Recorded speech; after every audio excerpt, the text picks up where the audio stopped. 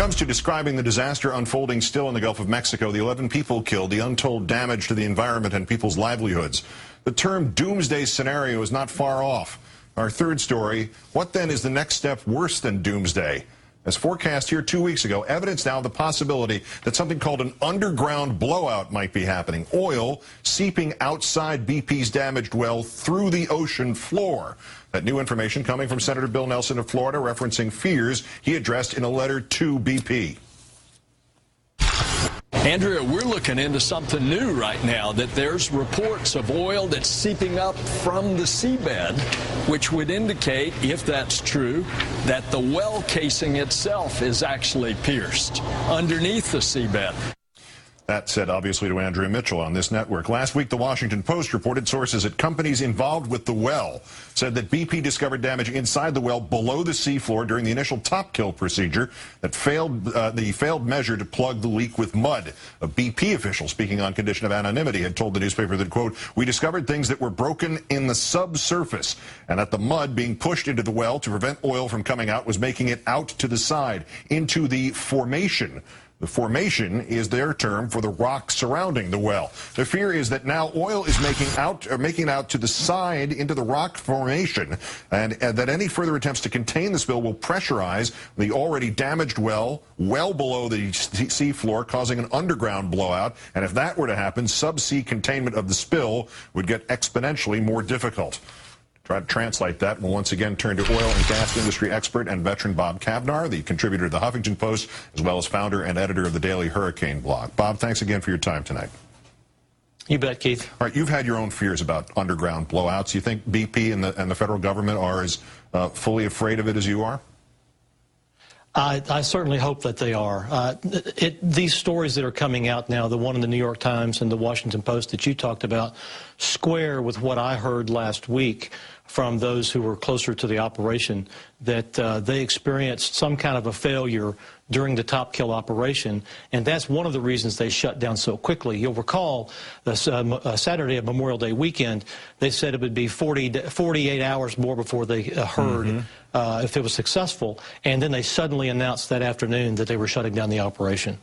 This would make Mr. Suttle's remark tonight to the Associated Press particularly strange. The chief operating officer said today that they would have the leaks flow down to a relative trickle by Monday or Tuesday.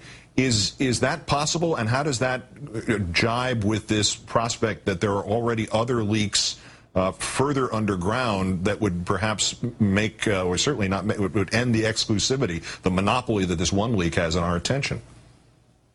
Right. That certainly was a surprise that he said that today.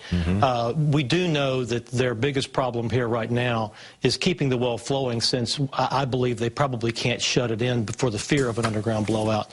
So they've got to keep oil coming to the surface, and they overran the capacity of the Enterprise yesterday. So the idea of bringing another ship in that can take the rest of the flow and put a new cap on by Tuesday sounds pretty ambitious to me. Is it possible there's already been underground blowout or blowouts and BP doesn't know it or isn't telling us? And is there anything that you've seen in terms of what they're doing there that makes you believe that's a possibility or is not a possibility? I think they certainly probably, they likely had a casing failure during the top kill procedure. Remember, they had 30,000 horsepower pumping mud at about as much as 80 barrels a minute. And that kind of casing that's probably already damaged could have certainly failed. What tells me is that they have a downhole problem is that they're working to fit a cap that latches onto the top of the blowout preventer rather than just setting a new blowout preventer. And so that means they can't shut the well in because of pressure buildup, and so they have to keep the well flowing to minimize oil and gas going out into the formation on the side. Senator Nelson talked about reports of oil seeping through the seabed, and there have been rumors about that on the internet for at least 2 weeks, and you saw what you saw when they tried the top kill and the mud came back out the way it did. Right. Do we know if it's true, or is this still at the rumor stage? I certainly would like BP to just come out and say what they think.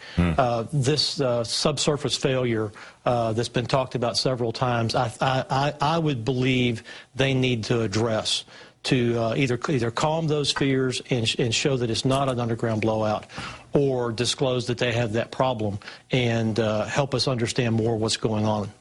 A subsurface blowout changes the relief wells idea. How, or does it not change it at all? It just emphasizes how important the relief wells are. The relief wells are the only way to control this blowout, because it will kill the well at the source, which is what they've got to do to kill either a surface blowout or a subsurface blowout. And if there are other subsurface blowouts and there are other leaks through the floor of the ocean at that point, how much worse would this be? Do we know? Well, the real doomsday scenario here, Keith, is if that casing gives up and it does come through the other strings of pipe, because remember, it's concentric pipe that holds this well together. If it comes into the formation, basically you've got uncontrolled flow to the seafloor, and that is the doomsday scenario. There's nothing they can do except the relief well, and it could likely flow for some time until they get it killed. Bob Kavnar, oil and gas industry expert. Again, thanks for helping us understand some of this tonight. Happy to be with you, Keith.